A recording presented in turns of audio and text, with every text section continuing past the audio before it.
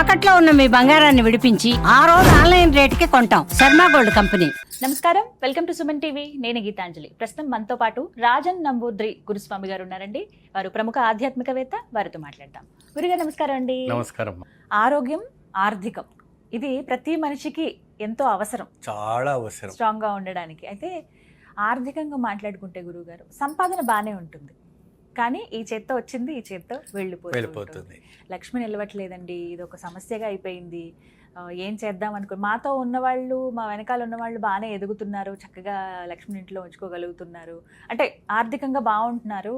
మేము ఎంత కష్టపడినా ఎన్ని తరాలుగా ఇదే అవుతోంది తప్ప ఎదగలేకపోతున్నాం, జీవితంలో ఆర్థికంగా స్థిరపడలేకపోతున్నాం అన్న వాళ్ళకి ఏమన్నా పరిహారం ఉందా? అసలు ఎందుకు ఇలా జరుగుతుందంటే? తప్పకుండా ఉంటుందమ్మా. ముందుగా శ్రీ మహాగణపతి దేవతాభ్య నమః. చూసే వంటి వీక్షకులకు నమస్కారం. అందరికీ మంచి జరగాలి. ఏది ఉన్నా ఏది లేకపోయినా మనోధైర్యం పోకూడదు. ధైర్యం అనేది చాలా అవసరం. డబ్బులు మీరు అన్నట్టుగా ఈ చేతిలో వస్తుంది, ఈ చేతిలో పోతుంది, కానీ అది నిలబెట్టుకొని సంసారాన్ని ముందుకు సాగాలి. పిరికితనంతో సంసారాన్ని మనం పోగొట్టకూడదు. దుఃఖం అనేది ప్రతి వారికి వస్తుంది. పిల్లలు ఉంటారు, అన్నీ ఉంటుంది. ఈ రోజు ఉన్నవంటి సుఖం రేపు వస్తుందా అనేది మనకు నమ్మకం లేదు. ఈరోజు ఉన్నవంటి దుఃఖం రేపు వస్తుందా అనేది కూడా నమ్మకం లేదు. పోతుంది, చెప్పలేము. రెండూ ఉంటుంది. దుఃఖము పోతుంది, ఇది పోతుంది. దానికన్నీ మూలం అంటే కూడా మనకి అమ్మవారి పరాశక్తి స్వరూపిణి కనపడుతూ ఉంటుంది. ఆర్థికంగా బాగా మెరుగుపడాలి, బాగా అభివృద్ధి కలగాలి అంటే అలవాట్లు కొన్ని మానుకోవాలి. మానసికమైన అలవాట్లే ఉంటాయి. అలవాట్లకి కొద్దిగా మనము బాగా అన్వాంటెడ్ థింగ్స్కి బాగా మనం లోబట్టుకొని ఉంటాం కాబట్టి అవి మానుకోవాలి. ఏమండి, ఖర్చు పెట్టేస్తాం. చుట్టాలు వస్తారు, వాళ్ళు వస్తారని, వీళ్ళు వస్తారనో, ఇంకా మన సొంతంగా అనేక రకంగా బాగా అలవాట్లు కొన్ని అన్వాంటెడ్ థింగ్స్ బాగా ఖర్చు పెడతాం. ఇంకా ప్రేక్షకులకు తెలుసు అది ఏందో అనేది. సో అవన్నీ మానుకుంటే కాస్త వెనక వేసుకోవడానికి బాగా మనకి లాభదాయక రావడం అనేది జరుగుతుంటుంది. ఇంకా అటువంటి అలవాటు కూడా లేదు, అయినా కూడా మాకు డబ్బులు వస్తుంది, ఈరోజు రాత్రికి 10,000 వస్తుంది, రేపటికంతా ఇంటికి అద్దె కట్టుకోవాలి, అది కట్టుకోవాలి, చిట్టి కట్టుకోవాలి, అన్నీ కట్టుకోవాలి, చేతిలో రూపాయి కూడా నిలబట్టలే, మానసికమైన ఒత్తిడిలో బాగా మధ్యతరగతి కుటుంబానికి బాగా ఇబ్బంది పడిపోతూ ఉంటుంటారు. సో ఇలాంటి బాగా ఇబ్బంది పడే వాళ్ళకి చాలా వరకు కూడాను అమ్మవారి యొక్క పూజా ఆరాధన చేయటం 11 గవ్వలతో, శ్వేత గవ్వలని తెలుసు, లక్ష్మీ గవ్వలు ఉంటాయి. ఆ లక్ష్మీ గవ్వలతోని మనము 11 వారాల పాటుగా పూజ చేస్తే ఆ అమ్మవారు లక్ష్మీదేవి నిరంతరంగా ఉండటం అనేది తెలుస్తూ ఉంటుంది. ఏ విధానంగా మనం ఆ లక్ష్మీ గవ్వలతో పూజ చేయాలి అంటే చెప్తాను. ఇప్పుడు ఒక వైభవ లక్ష్మి పటం పెట్టుకోవచ్చు, లేదంటే సంతాన లక్ష్మి, ఏదైనా ఈ అష్టలక్ష్మిలో ఏదైనా అమ్మవారి లక్ష్మి, ముఖ్యంగా గజలక్ష్మిని ఎక్కువ పెడతారు.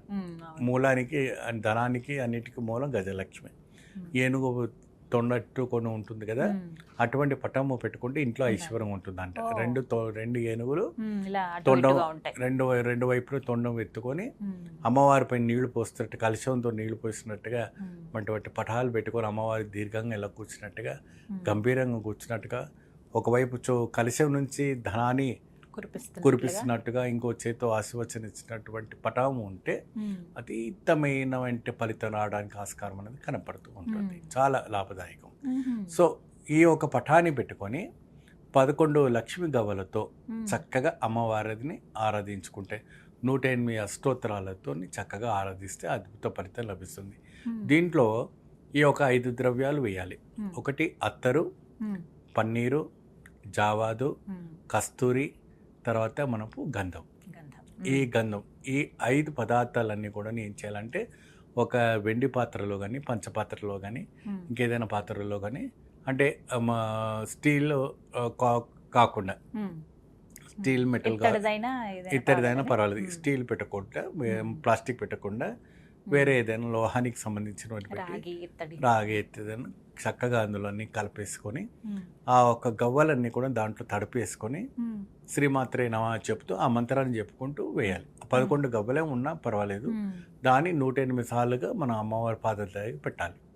ఇలాగా 11 శుక్రవారాల పాటుగా చక్కగా అమ్మవారి దగ్గర పెట్టి పూజ ఆరాధన చేయండి.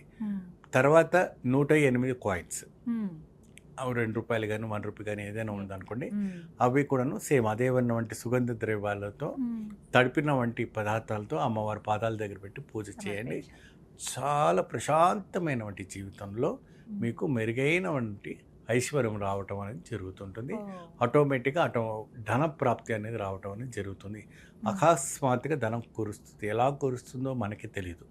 సో అది మధ్యతరగతి కుటుంబం కావచ్చు, మెరుగైన కుటుంబం కావచ్చు, ఇంకేదైనా కావచ్చు. సో వాళ్ళకందరికీ ఏంటంటే ఆ లక్ష్మీదేవి అనేది ధనప్రాప్తి అనేది సంపూర్ణమైన వంటి ప్రాప్తి రావటం అనేది జరుగుతుంది. ఎప్పుడైతే కూడా గవ్వలతో ధనముతో ఆ లక్ష్మీదేవిని ఆరాధిస్తారో ఆవిడ ప్రసన్నం అవుతుంది. అంటే నా డబ్బులకి నన్ను పూజిస్తున్నారు, నన్ను ప్రసన్నం చేసుకుంటున్నారు అని చెప్పి ఆ తల్లి ఏం చేస్తుందంటే ఆ కుటుంబానికి, ఆ కుటుంబ సభ్యులకి అందరికి కూడా ఏంటంటే భోగదాయకం ఇవ్వటం అనేది జరుగుతుంది. ఇక్కడ శుక్రవారం రోజు చేయాలి. శుక్రవారం ఎన్ని శుక్రవారాలు? 11 శుక్రవారం. ఇక్కడ నివేదన వచ్చేటప్పటికి మనకు పాయసం ఉంటుంది. అంటే మనకు పాయసం అంటే సగ్గు బియ్యంతో చేసిన వంటి పాయసం, అంటే బ్యామినోతో చేసింది కాకుండా సగ్గు బియ్యంతో చేసిన వంటి పాయసం ఉంటుంది చూడండి, అది బెల్లంతో చేయాలి. నార్మల్గా మనం పంచదారతో చేస్తూ ఉంటాం. సో దాంట్లో కాకుండా బెల్లంతో తయారు చేసిన వంటి పంచదారతో బెల్లంతో చేసిన వంటి ఉంటుంది కదా, దాంతో తయారు చేసి గుడ పాయసం అంటారు. పూర్తిగా బెల్లంతో తయారు, అది అమ్మవారికి నివేదన పెట్టి మీ పిల్లలకు పెట్టండి, మీ ఇంటి యజమానికి పెట్టండి, తప్పకుండా శుభ ఫలితం. తర్వాత ఎప్పుడైతే కూడా 11 వారాలు అయిపోయిన తర్వాత ఆ 11 గవ్వలు, ఆ ఒక 108 కాయిన్స్ ఏం చేస్తారంటే ఒక ఎర్రటి గుడ్డలో కట్టేసుకొని దాంట్లో అదే సుగంధ ద్రవ్యాలు అత్తరు, పన్నీరు, జావాద అవన్నీ కూడా వేసి మూట కట్టేసి మీ క్యాష్ బాక్స్లో పెట్టేసుకోండి, బీరువాలో పెట్టుకోండి. చాలు. ఆ అమ్మవారు మంచి గల్లుమని వచ్చేస్తుంది, ధనప్రాప్తి అలా వస్తూ ఉంటుంది. చాలా చక్కటి ప్రభావం వస్తుంది. అందరూ ఇంట్లో చేసుకోదగ్గదే. మధ్యలో ఏమన్నా అడ్డంకి వస్తే గురువు గారు అక్కడి నుంచి లెక్కించొచ్చా? అక్కడి నుంచి లెక్కించుకోవచ్చు. ఇంకా మధ్యలో ఏదైనా వాళ్ళకి బ్రేక్ వచ్చిందంటే మళ్ళీ తర్వాత లెక్క చేసుకోవచ్చు. 11 వారాలు కంటిన్యూగా ఉండలేరు. అవును. కాబట్టి అంటే ఒక 3 నెలల్లో ఖచ్చితంగా మంచి ఫలితం చూస్తారు.